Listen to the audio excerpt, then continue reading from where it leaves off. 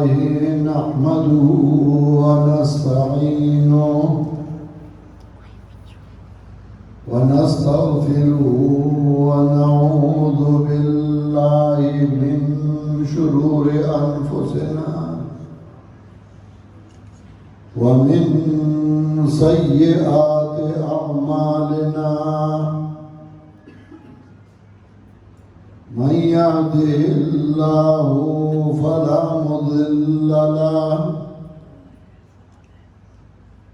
ومن يضلله فلا هادي له ونشهد أن لا إله إلا الله وحده لا شريك له ونشهد أن سيدنا ومولانا محمدا عبده ورسوله صلى الله تعالى عليه وعلى آله وأصحابه وسلم. أما بعد فأعوذ بالله من الشيطان الرجيم. بسم الله الرحمن الرحيم.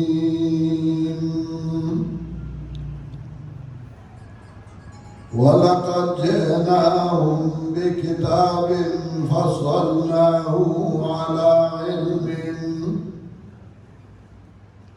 هدى ورحمة لقوم يؤمنون.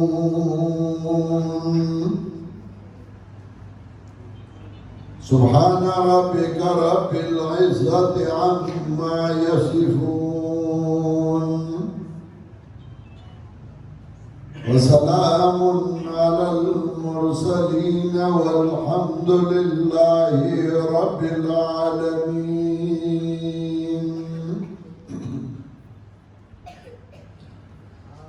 محترم مسلمان بھائیوں،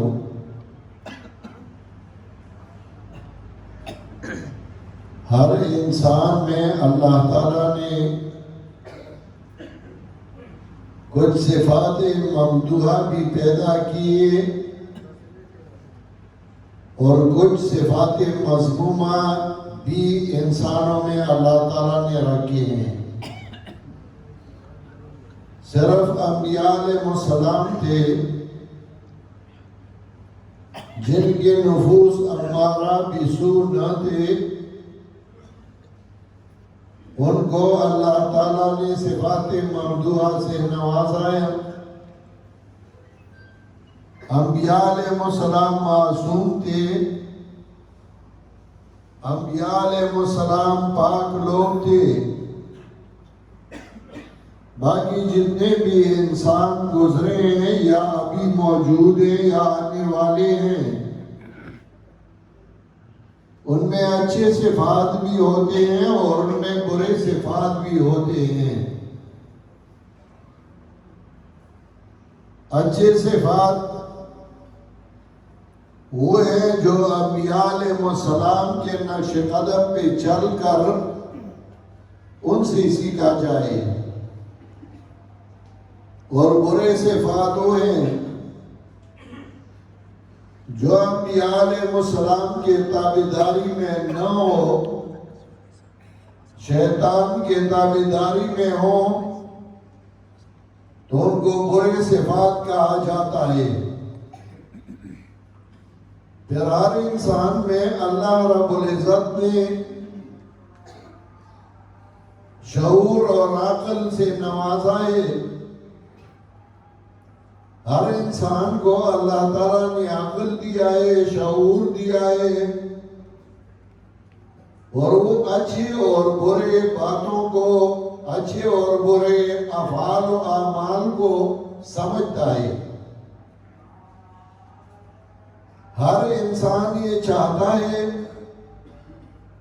کہ میرے ساتھ میرا ایک گروہ ہو، ایک جماعت ہو، کچھ ایسے لوگ ہو جس کے ساتھ میں شامل ہوں، وہ مجھ سے کچھ سیکھے میں ان سے سیکھوں، وہ مجھے داد دے میں ان کو داد دوں، میں ان کے ساتھ چلوں اور وہ میرے ساتھ چلے، کیونکہ انسان مدنی و طبع اکیلے زندگی نہیں گزار سکتا۔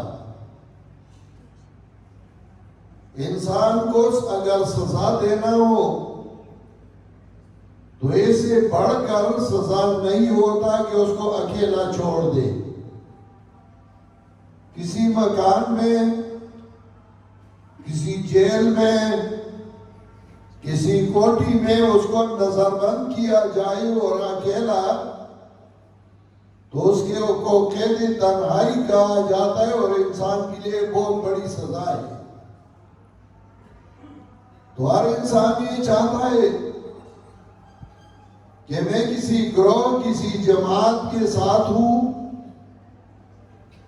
وہ مجھے تسلی دے میں ان کو تسلی دوں، مجھ میں کوئی غلطی ہو وہ مجھے بتا دے، ان میں غلطی ہو میں بتا دوں۔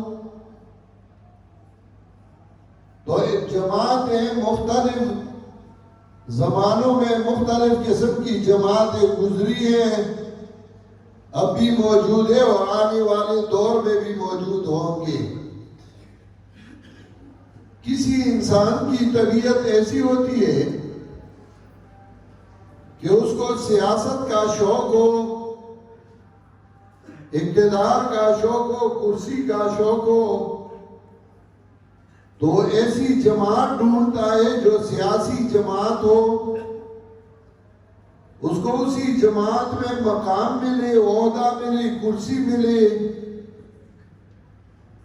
کچھ انسان ایسے ہوتے ہیں جن کو پیسوں اور دولت کی شوق ہو، پیسوں اور دولت کی محبت کی وجہ سے وہ ایسی جماعتیں ڈھونڈتا ہے جس میں اس کو پیسے ملے، ہر طریقے سے ہو، لیکن ان کو پیسے ملے، چندہ ملے، تو پھر اسی جماعت میں جاتا ہے۔ کچھ انسان ایسے ہیں جن میں للہیت ہو، جن میں دینداری ہو، جن میں خلوص ہو، تو یہ سوچتے ہیں کہ میں ایک ایسی جماعت کے ساتھ شامل ہو جاؤں جس جماعت میں للہیت ہو، خلوص ہو، دین ہو، تو ایسی جماعتیں ڈھونڈتا ہے۔ جتنی بھی دینی جماعتیں ہیں اس میں جتنی بھی افراد ہیں تو وہ افراد، ہر ایک بندہ، ہر ایک فرد یہ چاہتا ہے کہ میں اسی جماعت میں اسی وجہ سے رہتا ہوں، اس جماعت کا فارمی رکنیت پر کرتا ہوں کہ یہ جماعت دیندار لوگوں کی جماعت ہے، دین کی خدمت کر رہا ہے، تو میں ان کے ساتھ ہوں تاکہ اللہ راضی ہو، میرے اعمال صحیح ہو اور یہ میرے لیے ذریعہ نجات ہو۔ پھر ان دینی جماعتوں میں جتنی بھی افراد ہوتے ہیں ان میں خلوص ہوتی ہے،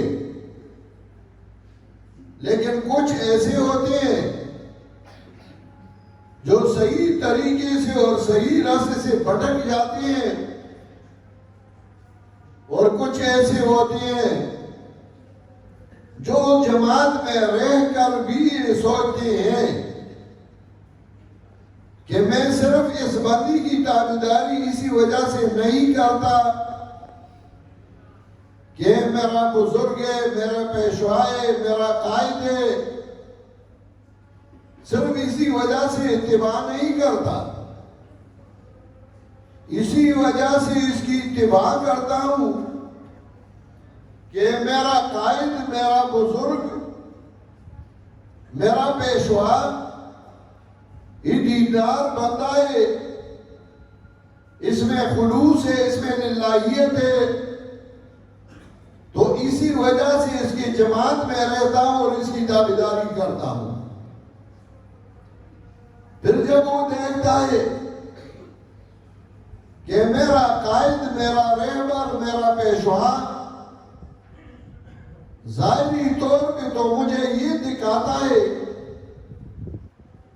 کہ مجھ میں للہیت ہے، خلوص ہے، دین ہے، اور جب میں ان کے اعمال اور کردار کو دیکھتا ہوں، اس کو قرآن و سنت میں پرکھتا ہوں، تو اس کا اعمال، اس کا کردار، اس کے افعال، اس کا اٹھنا بیٹھنا وہ صحیح طریقے سے قرآن و سنت کے مطابق نہیں، تو پھر وہ اسی جماعت کو چھوڑ کر دوسری جماعت میں چلا جاتا ہے۔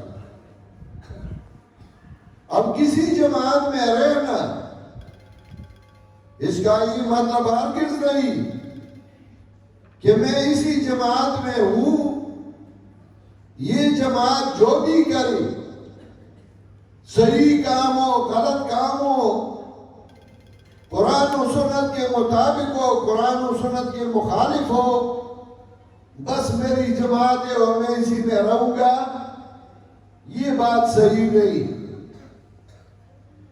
اب جب انسان میں اللہ تعالیٰ نے عقل ڈالا ہے، شعور ڈالا ہے،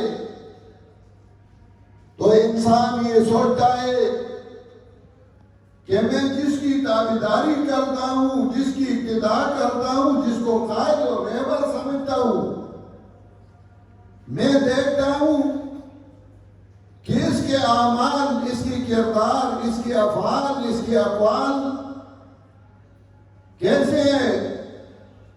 ہم زمیندار لوگ ہیں، ہم بنیادی طور پہ زمیندار لوگ ہیں، اور ہمارے علاقے میں پہلے زمانے میں ٹریکٹر نہیں تھے، تو لوگ ہل چلاتے تھے، اور ہل چلانے کے لیے 2 بیل رکھتے تھے۔ جب کسی منڈی میں جاتے تھے اور بیل لیتے تھے تو دیکھتے تھے کہ بیل کی سینگ اچھے ہیں یا ٹھیک نہیں ہے، دم کیسا ہے، بڑا ہے یا چھوٹا ہے، پاؤں کیسے مضبوط ہے یا نہیں۔ جب یہ ساری چیزیں دیکھتی تھی، پھر اس کے بعد جو بیل بیچنے والا تھا ان سے پوچھتی تھی اس کی قیمت کتنی ہے۔ جب وہ قیمت بتاتی تھی تو بعد میں اس سے پوچھتی تھی کہ یہ ہل چلاتا ہے یا نہیں۔ اگر وہ کہتا ہے کہ ہل چلاتا ہے تو بڑی خوشی سے اس کے ساتھ سودا طے کر دیتی، لیکن اگر وہ یہ کہتی کہ بیل کو دیکھ کے سینگ کتنی خوبصورت ہے، اس کی دم کتنی مزیدار اور بڑی ہے، پاؤں کتنے موٹے موٹے اور مضبوط ہے، لیکن ہل نہیں چلاتا، تو ہم زمیندار لوگ اس کو کہتے تھے کہ بھائی مجھے ایسی بیل کی کوئی ضرورت نہیں، بیل تو میں لیتا ہوں ہل چلانے کے لیے۔ اب اگر آپ کسی کو عالم کہتے ہو، کسی کو خطیب کہتے ہو، کسی کو قائد اور پیشوا کہتے ہو، اور اس کے نقش قدم پہ چلتے ہو، تو پہلے یہ دیکھے کہ میرا یہ قائد، میرا یہ پیشوا، میرا یہ رہبر، اس کو میں عالم سمجھتا ہوں۔ یہ عالم ہے یا نہیں، اس نے صرف پگڑی باندھی ہے، اس نے صرف سر پہ کراکول رکھا ہے، اس نے صرف لمبی لمبی کپڑے پہنے ہیں، تو پھر عالم کو پہچاننے کے لیے خوش آوازی نہیں ہے کہ اس کی بڑی سریلی آواز ہو۔ سریلی آواز میں تو گانوں والوں کی بڑی سریلی آواز ہوتی ہے، بڑا خوبصورت خطبہ پڑھتا ہو، اور پھر خطبے میں ایسے الفاظ جس کا معنی اس کو بھی نہیں آتا، دوسروں کو بھی نہیں آتا، خطبے سے مولوی نہیں پہچانا جاتا، سریلی آواز سے مولوی نہیں پہچانا جاتا. مولوی اور عالم کی پہچاننے کے لیے آپ یہ پوچھیں کہ اس نے قرآن کریم کا درس دینا ہے یا نہیں. اس کے قرآن کریم کے شاگرد ہیں یا نہیں. اس نے کسی کو قرآن کریم سمجھایا یا نہیں. اس نے دینی مسائل میں کوئی کتاب لکھا ہے یا نہیں. اس نے کو کسی مدرسے میں تدریس کرنا ہے یا نہیں. اگر نہ اس کی قرآن کریم کا درس ہو، نہ اس کے قرآن کریم کی کوئی شاگرد ہو، نہ اس کا کوئی تصنیف ہو قرآن اور حدیث کے بارے میں یا دینی مسائل کے بارے میں، بلکہ فجر کا نماز بھی نہیں پڑھتے، اور اس کو تو آپ رہبر سمجھتے ہو، اس کے پیچھے چلتے ہو، تو یہ تمہاری بے وقوفی نہیں ہوگی. ایسے بندہ کا نہ شعور ہے اور نہ عقل ہے جو اپنے رہبر کو، اپنے قائد کو نہیں سمجھتا کہ میرا قائد کون ہوگا، میرا رہبر کون ہوگا. دینی جماعت کی امتیاز ہے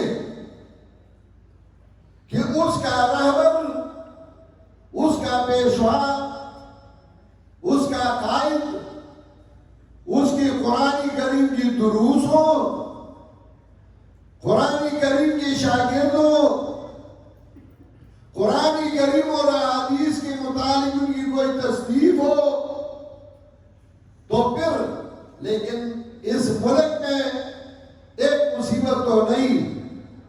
ہر چیز کے لیے معیار ہے. اگر اسکول میں استاد لیتے ہیں حکومت، اس کے لیے معیار ہے کہ اس کے پاس سرٹیفکیٹ ہوگا، وہ امتحان دے گا، یہ ہوگا وہ ہوگا. اگر اسکول میں پین اور چپراسی کلاس 4 لیتا ہے، اس کے لیے بھی ایک معیار ہے. اگر فوج اور پولیس میں سپاہی بندی ہونا چاہتا ہے تو اس کے لیے بھی ایک معیار ہے. لیکن قائد اور رہبر کے لیے کوئی معیار ہے اس ملک میں؟ قائد اور رہبر کے لیے کوئی معیار نہیں. خطیب اور مولوی کے لیے کوئی معیار نہیں. جب معیار نہ ہو تو معاملہ اسی طرح بگڑتا رہے گا. اس کے لیے یہ معیار ہونا چاہیے کہ قائد اور رہبر وہ ہوگا جس کے پاس ایک لائحہ عمل ہو، اور وہ لائحہ عمل اپنے طرف سے ہو، اللہ کی طرف سے ہو. اسی وجہ سے جناب محمد مصطفیٰ صلی اللہ علیہ وسلم بڑے ذہین، بڑے قابل، بڑے پارسا، بڑے نیک اور اچھے اخلاق والے اور نہایت سارے انسانوں میں بہتر انسان تھے. لیکن 40 سال تک وہ نہ رہبر بنے، نہ قائد بنے، نہ پیغمبر بنے. 40 سال بعد اللہ تعالیٰ نے ان کو ایک لائحہ عمل عطا کیا، اور لائحہ عمل قرآن کریم میں اللہ نے خود فرمایا وَكَذَلِكَ أَوْحَيْنَا إِلَيْكَ رُوحًا مِّنْ أَمْرِنَا مَا كُنْتَ تَدْرِي مَا الْكِتَابُ وَلَا الْإِيمَانُ وَلَكِنْ جَعَلْنَاهُ نُورًا نَهْدِي بِهِ مَن نَّشَاءُ مِنْ عِبَادِنَا وَإِنَّكَ لَتَهْدِي إِلَىٰ صِرَاطٍ مُّسْتَقِيمٍ. اللہ نے فرمایا میں نے تمہیں وحی اتاری، روح اتارا اپنے طرف سے. روح اسی وجہ سے کہا کہ قرآن کریم روح کی علاج ہے. بدن کے علاج کے لیے ڈاکٹر کے پاس جانا پڑتا ہے، ڈاکٹر سے نسخہ لینا پڑتا ہے، پرہیز پوچھنا پڑتا ہے. روح کے کے علاج کے لیے پیغمبر اور پیغمبر کے اتباع کے پاس جانا پڑے گا. روح کے علاج کے لیے قرآن کے علماء کے پاس جانا پڑے گا. ان سے نسخہ لینا پڑے گا اور پرہیز کا بھی پوچھنا پڑے گا کہ پرہیز کیا ہے. تو قرآن نے پرہیز بھی بتایا وَلَا تَرْكَنُوا إِلَى الَّذِينَ ظَلَمُوا فَتَمَسَّكُمُ النَّارُ. قرآن کریم نے پرہیز بھی بتا دیا. اللہ نے فرمایا وَلَا تَرْكَنُوا إِلَى الَّذِينَ ظَلَمُوا فَتَمَسَّكُمُ النَّارُ. ان لوگوں سے میلان نہ کرنا, اس کے پاس نہ جانا, ان کے ساتھ دوستی اور محبت نہ کرنا جنہوں نے ظلم کیا ہے. اور ظلم کس کو کہا جاتا ہے تو سب سے بڑا ظلم قرآن کریم میں اللہ نے فرمایا, قرآن کریم میں اللہ نے فرمایا ان الشرک لظلم عظیم. یقیناً شرک بڑا ظلم ہے. مشرک سے اتحاد نہ کرنا, محبت نہ کرنا, ان سے علیحدگی اختیار کرنا, یہ پرہیز ہے. اگر یہ پرہیز نہ ہو پھر بھی کامیابی سے ہمکنار نہیں ہو سکتی. تو اللہ نے فرمایا وَلَا تَرْكَنُوا إِلَى الَّذِينَ ظَلَمُوا فَتَمَسَّكُمُ النَّارُ وَمَا لَكُم مِّن دُونِ اللَّهِ مِنْ أَوْلِيَاءَ ثُمَّ لَا تُنصَرُونَ. اگر تم نے اعلان کیا مشرکوں کے ساتھ اللہ کی طرف سے کوئی امداد نہیں ہوگا, اللہ تعالیٰ کی طرف سے نصرت اور تعاون تب آتا ہے جب آپ پکے اور مضبوط رہو. رسول اللہ صلی اللہ علیہ وسلم کو اللہ تعالیٰ نے ایک طریقہ کار, ایک نیا عمل دے دی جو تھا قرآن کریم. اب اگر ایک بندہ کہتا ہے میں توحید بیان کرتا ہوں اور نہ خود قرآن کو سمجھتا ہے, نہ اس کو قرآن کا علم ہو, نہ قرآن سے باخبر ہو, وہ ناسخ و منسوخ کا اس کو پتہ ہی نہیں, وہ کیسے لوگوں کو دعوت دے گا. حضرت علی رضی اللہ تعالیٰ عنہ ایک دفعہ راستے سے گزر رہی تھی. ایک بندہ مسجد میں کھڑا تھا اور تقریر کر رہا تھا. حضرت علی رضی اللہ تعالیٰ عنہ مسجد میں آئی, تشریف لائے اور وہ کہنے لگی اتعرف الناسخ من المنسوخ, تمہیں ناسخ و منسوخ کا پتہ ہے, جانتے ہو؟ وہ چھپ گیا. اس کو کہا نکلو مسجد سے.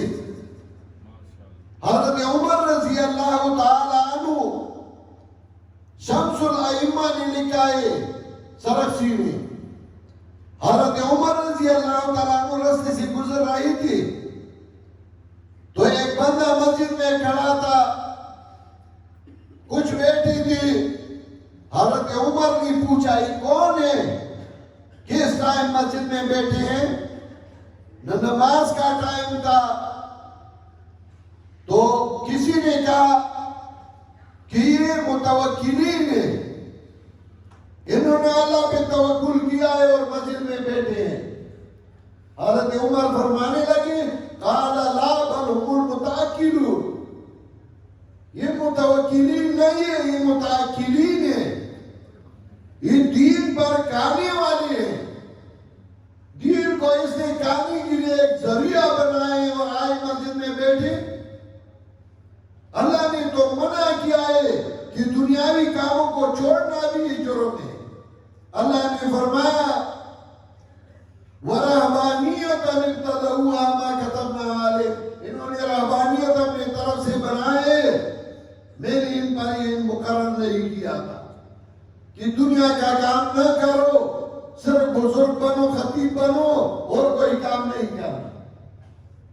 عرض یہ کر رہا تھا کہ اگر آپ رہبر, قائد, پیشوا, امیر بھی آپ انتخاب کرتے ہو تو پہلے یہ دیکھو کہ قرآن کریم کا عالم ہے یا نہیں، قرآن کا درس دیتا ہے یا نہیں، ان کے شاگرد ہیں قرآن کا یا نہیں۔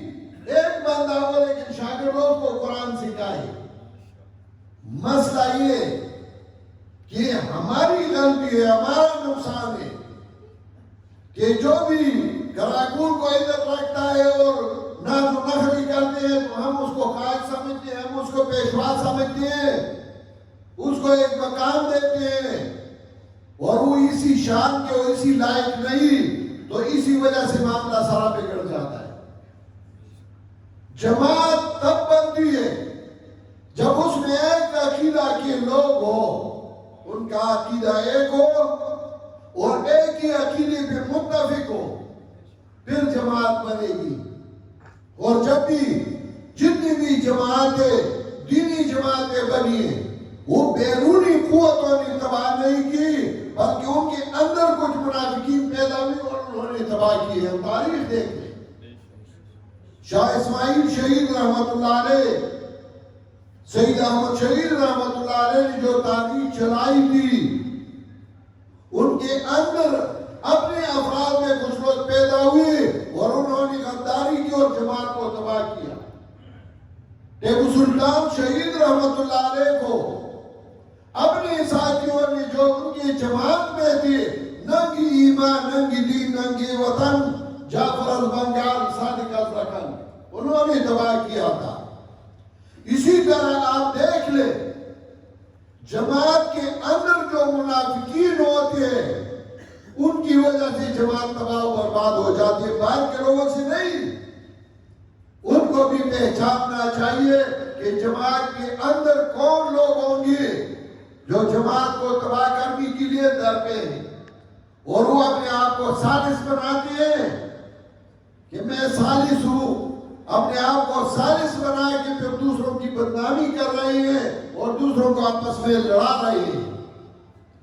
میرے بھائیوں، میں آپ کو یہ کہنا چاہتا ہوں کہ ہماری جماعت اشاعت و توحید و سنت ایک دینی جماعت میں، اور اس دینی جماعت میں وہ لوگ رکن بن سکتے ہیں جن میں دین و للہیت ہو اور اللہ کی رضا کے لیے کام کریں۔ میں یہاں کے ساتھیوں کا بڑا مشکور ہوں کہ انہوں نے مجھے دعوت دی اور یہ ملاقات کا ایک ذریعہ بنایا ہمارے اور آپ کی ملاقات کا۔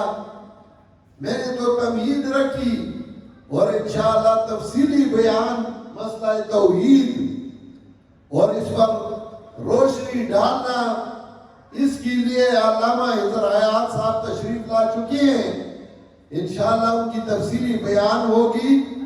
مجھے امید ہے کہ آپ سب بڑی خوشی سے ان کا بیان سنیں گے اور ان سے استفادہ کریں گے۔